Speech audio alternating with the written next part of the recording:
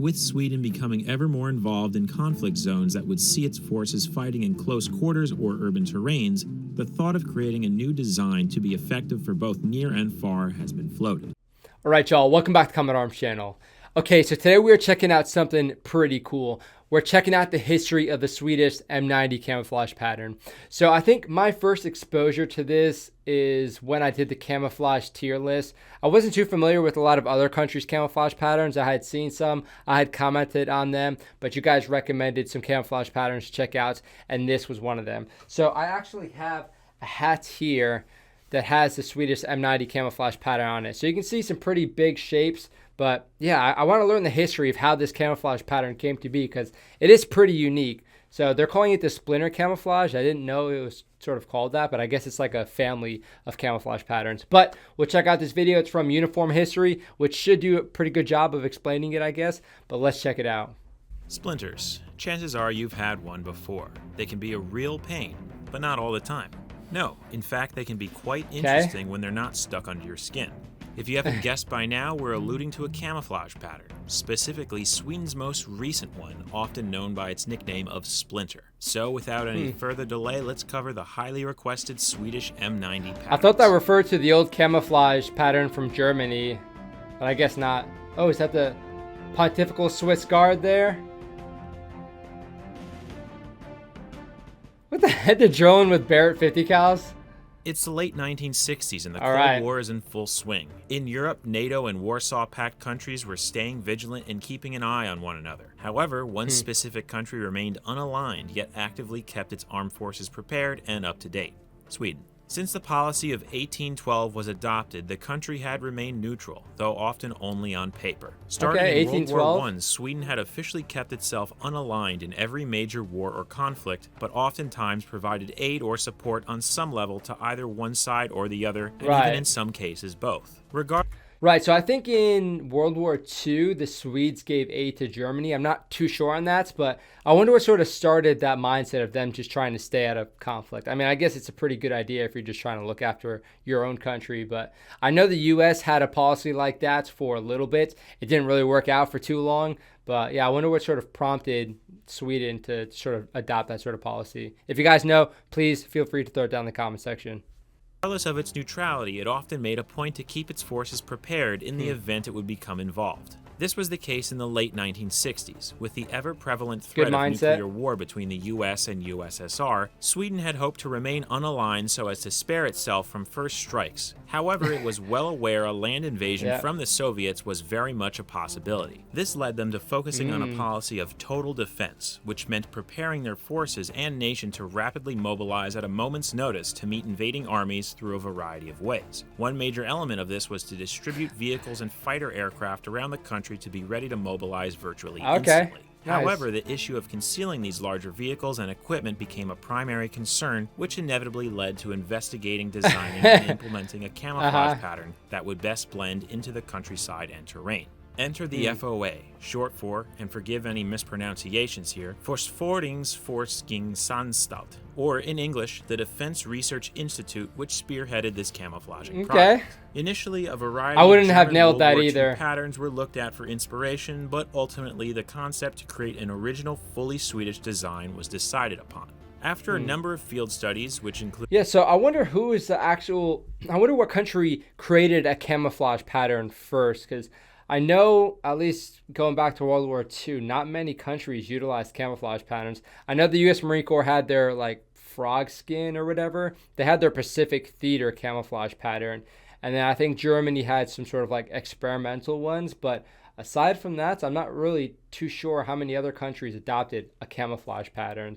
Included aerial photography, the Institute developed a pattern known as the FOA, named after, well, the FOA. This pattern consisted of a very distinct design composed of various hard-edged shapes made up of primarily greens, blacks, and browns. It was soon adopted easy for to use draw on various vehicles, but as the 1960s gave way to the 1970s, the need to apply camouflage to actual uniforms became more prevalent. Looking at other NATO and even Warsaw Pact countries developed new uniform cuts, equipment systems, and in some cases camouflage patterns, Sweden...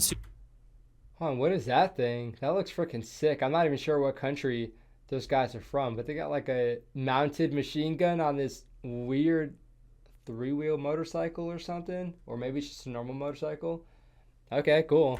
Soon realized it needed to reapproach and update theirs. Up until that point, they had used either the uniform model M1958 for cold months or M1959 for warmer ones, both of which were solid in color. Though they were seen favorably, they were a bit outdated and closer in looks to uniforms worn during the Second World War. Now, the idea of adopting a camouflage pattern wasn't a new one in Sweden, as usage and experiments were seen as early as the 1940s. Patterns were seen on items such as larger tents, personal shelter halves, and other smaller bits of gear. Although a handful of camouflage garments were seen sporadically through the 1950s and 60s, that looks like some weird color block shirt you'd find in fashion today. Nothing really stuck, and the idea was just played around with. One of the more prevalent and somewhat known trials came in 1967, but wasn't quite known about until 1971, when it was referenced in a Danish Defense Research Institute document. This test consisted of mannequins set up on the edge of a forest, dressed in a variety of uniforms, 4 of which can be seen here that were 2 Swedish M59 uniforms, one in the standard green and one in a blue, a foreign camouflage pattern, and a uniform called FOA pattern. Unfortunately, reprints are low in resolution and quality, so as to which foreign pattern is anyone's guess, and the FOA may be the exact same camouflage used on larger vehicles and objects, or an earlier iteration of a scaled-down version. Soldiers are brought out and told to try and identify the mannequins and then fire at them. After, the patterns identified first and fired upon more frequently were judged to be the least effective.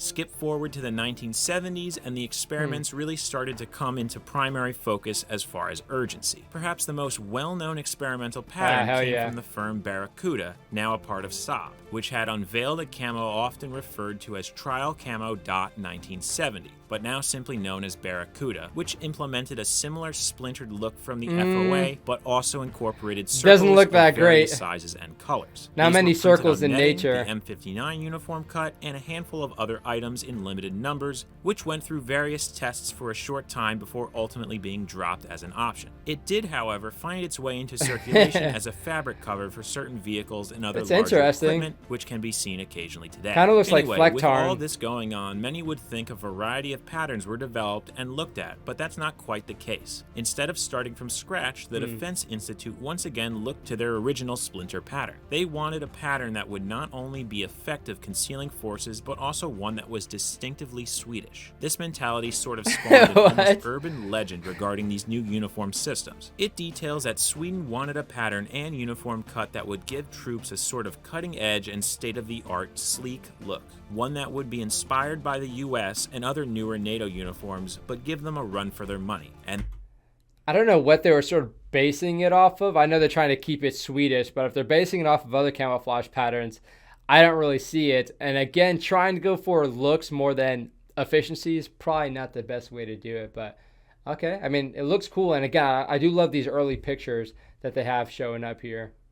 The FOA pattern had that potential. However, there was a bit of an issue, as the original pattern was a large-scale one meant to be hand-painted onto vehicles to hide 500 plus meters away. Stencil pattern. The pattern was scaled down 33% from its original size, and the tedious task of picking the correct colors to make them effective against the naked eye and night vision devices began. By 1989, testing was completed, the pattern was finalized and introduced as a part of a new uniform system, which gained the designation Combat Uniform 90. Or M90 as it's more commonly known, with the pattern soon gaining the nickname of Løvhaugen, meaning leaf pile, due to its similar look. This new system began issue in the late 80s, but didn't see widespread adoption until the early 1990s, as the armed forces first wanted to use up remaining M59 uniform stocks. It was so anticipated by troops at the time that many went through various channels to try and obtain uniforms ahead of their planned release. Pieces through the early 1990s saw the pattern printed in 3 variants, one for northern forests, one for mid-forests, and one for southern forests. The northern and southern were the 2 most commonly seen, with the northern version having its greens and browns a tad darker.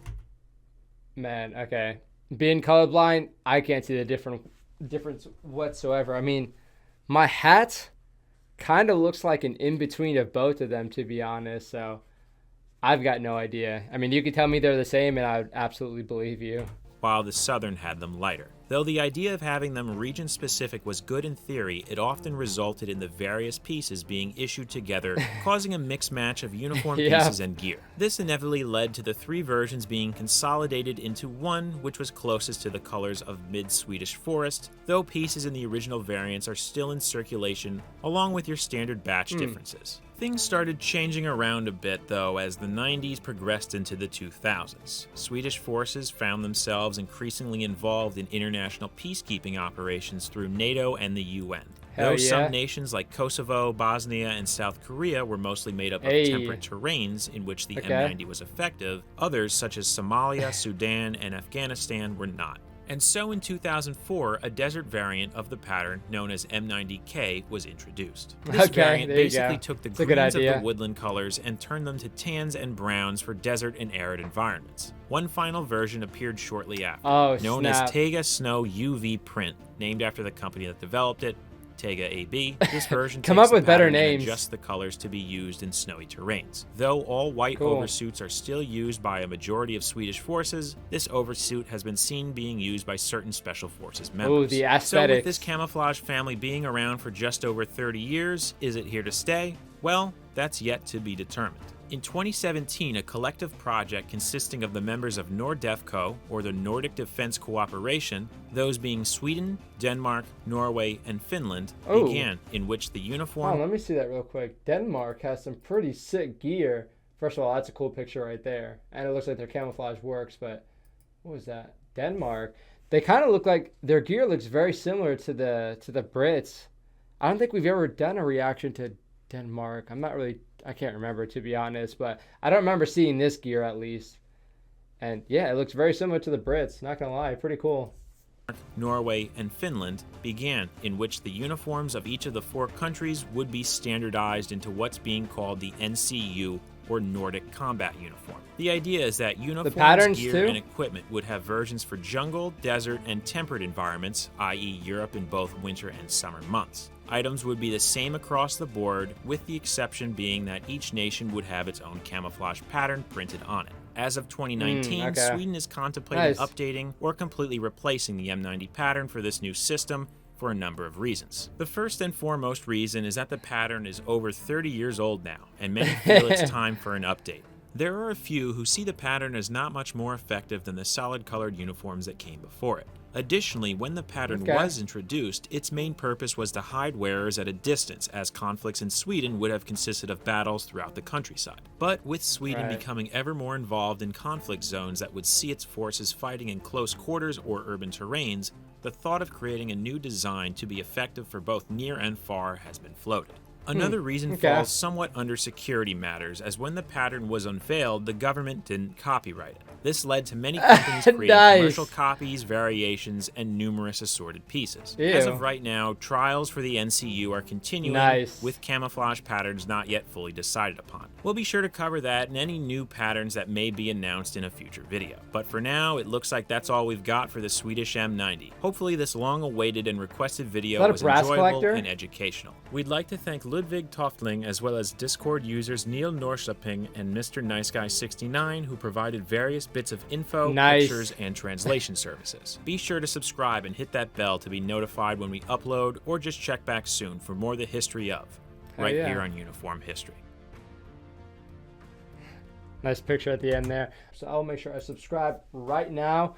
Awesome. And of course, if you guys are not subscribed to this channel, definitely feel free to do that, because this is some cool content. Again, this is one of the recommendations that you guys sent me, and I gotta say, you guys sent me some really, really awesome stuff. I mean, I'm a fan of the M90, but I didn't know the history went this in-depth. I mean, you can sort of see it like with other camouflage patterns. I know with like the Finnish M05, how they develop it a certain way, because I think they took a bunch of pictures for that camouflage pattern and then just sort of made like a digital pattern out of it. And I know with the Marine Corps, they developed the MARPATs and made that all digital. So there's a lot of technology going into it. Not so much for this camouflage pattern. It seems like, again, it was just like a big stencil they wanted to use for their vehicles. It's kind of like those children's coloring books where you have like certain numbers and you have to color a certain number in with a certain color. I don't know, that's kind of what it's reminding me of. But this is a very cool channel, and this was a very cool video. Again, an awesome recommendation from you guys. So thank you for the awesome stuff. Hopefully you guys enjoyed this video. Not gonna lie, I don't know a whole lot about the history of certain US uniforms, so maybe this channel has some good videos about it. Of course, I'll put the original video in the description for you guys to check out. But thank you for watching. That is it for this video. I'll see you on the next one.